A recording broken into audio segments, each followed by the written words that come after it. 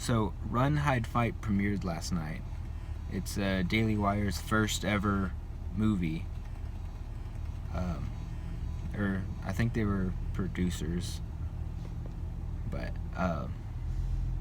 so I saw that last night, and I wanted to give you my thoughts on it because it's the first major, conservative push into making movies. Because typically it's been, if you were anywhere near conservative, they kind of push you out, like we've seen with Chris Pratt, and he's been apolitical, except for he wore a shirt that said, it had the Gadsden flag on it, the "Don't Tread on Me" with the snake, and he got he riled up some news agencies. So I really want to cover what this movie means going forward, the quality of it as a movie first and foremost, because the point of this movie, it's not to be a conservative movie. It's like all the Christian movies that you see when you go to church, and you're like, oh yeah, that was pretty good, but it was like they spent $100,000 on it as opposed to the cheapest Hollywood film that costs at least $1 million to make. So, starting off, I want to say that this movie was it was a lot darker than I was expecting. There was definitely quality there.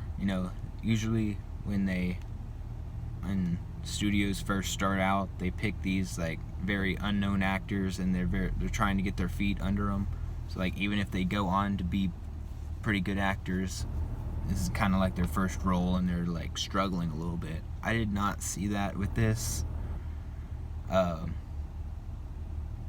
It was all the actors seemed to try really hard to pull their characters' motivations, the way that they would interact with each other. It seemed very well acted. It was a very basic set. It was just like a school. I think that was the only thing that they used.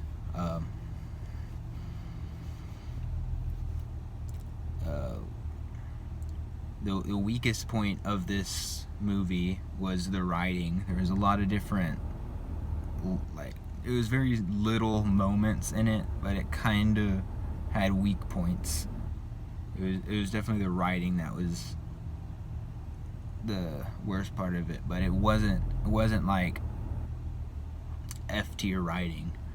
Like it was like B, maybe upper C level writing. Like it could have been fixed pretty easily, but I didn't see any like huge glaring problems.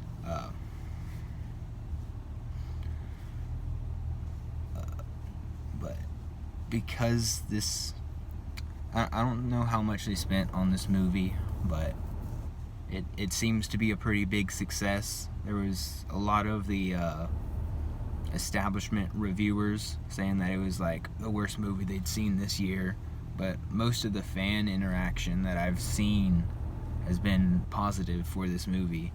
It's been like, oh yeah, this is a really good movie.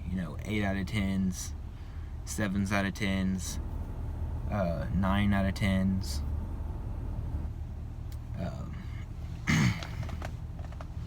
So I think that this sets a pretty big precedent that they're gonna try and do this again. Daily Wire's probably gonna make their own, I don't know, maybe production company that they're going to be focusing more onto making these movies. They've said it before. I don't know about the other Daily Wire people, but Ben Shapiro has been talking about it, trying to hype it up. He's been saying, politics is downstream from culture, so you need to, establish your culture And that's really what this is. It's them trying to make something that people can enjoy, and it succeeds in doing that. So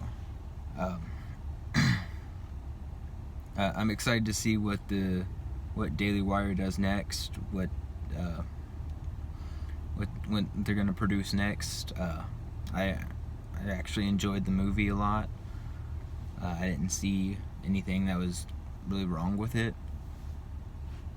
It seems like conservatives are starting to build up some sort of